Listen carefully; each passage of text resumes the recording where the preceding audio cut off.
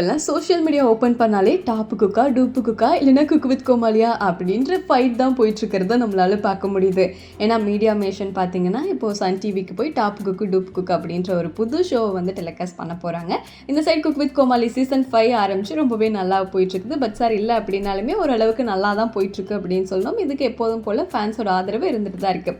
இன்னொரு பக்கம் சன் டிவியில் என்ன தான் பண்ண போகிறாங்க மீடியா மேஷன், ஏன்னா இது அப்படி இது பண்ணிட்டாங்களே இப்போ என்ன பண்ணுவாங்க அப்படின்னு பார்த்தா ப்ரோமோஸ்லாம் பார்த்துருந்தோம். ரொம்பவே நல்லா தான் இருந்தது. என்ன பண்ண போகிறாங்க ஒரு ஆர்வம் இருக்கத்தான் செய்யுது.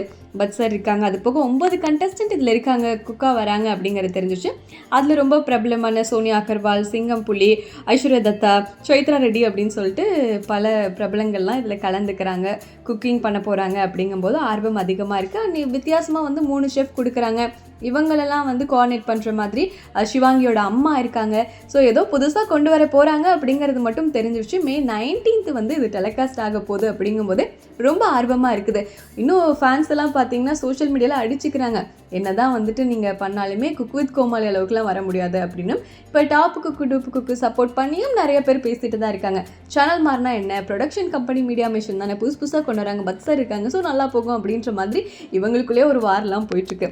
இந்த மாதிரிலாம் போயிட்டுருக்கும்போது நிறைய நெகட்டிவ் கமெண்ட்ஸ்லாம் வந்ததுமே அதுக்கு வெங்கடேஷ் பட் சார் என்ன சொல்லியிருக்காருன்னு பார்த்தீங்கன்னா கமெண்ட்ஸ்லேயே சொல்லியிருக்காரு, இங்கே பாருங்கள், நிச்சயமாக இந்த ஷோ நல்லா தான் இருக்கும்னு நாங்கள் நம்புகிறோம்.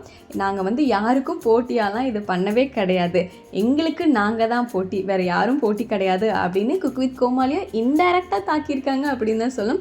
ஏன்னா ஆல்ரெடி ஷெஃப் தாமு சாருமே இங்கே வரதா இருந்தது. பட் சில பல காரணங்கள் காரணமாக அவர் வந்து குக் வித் கோமாளியிலே இருந்துட்டார். இவங்க மட்டும் பிரிஞ்சு இங்கே வந்துட்டாங்க. ஸோ இனி டெலிகாஸ்ட் ஆனதுக்கப்புறம் தான் தெரியும் குக் வித் கோமாளி நல்லா இருக்கா இல்லைன்னா டாப் குக்கு டூப்பு குக்கா அப்படின்னு தான் சொல்ல தோணுது. ஸோ இதை பற்றி நீங்கள் என்ன நினைக்கிறீங்க, எது நல்லா இருக்குன்னு நினைக்கிறீங்க, குக் வித் கோமாளி சீசன் 5 பார்க்குறீங்களா, எப்படி இருக்குது அப்படின்னு உங்களோட கருத்துக்களை எங்களோட ஷேர் பண்ணுங்கள்.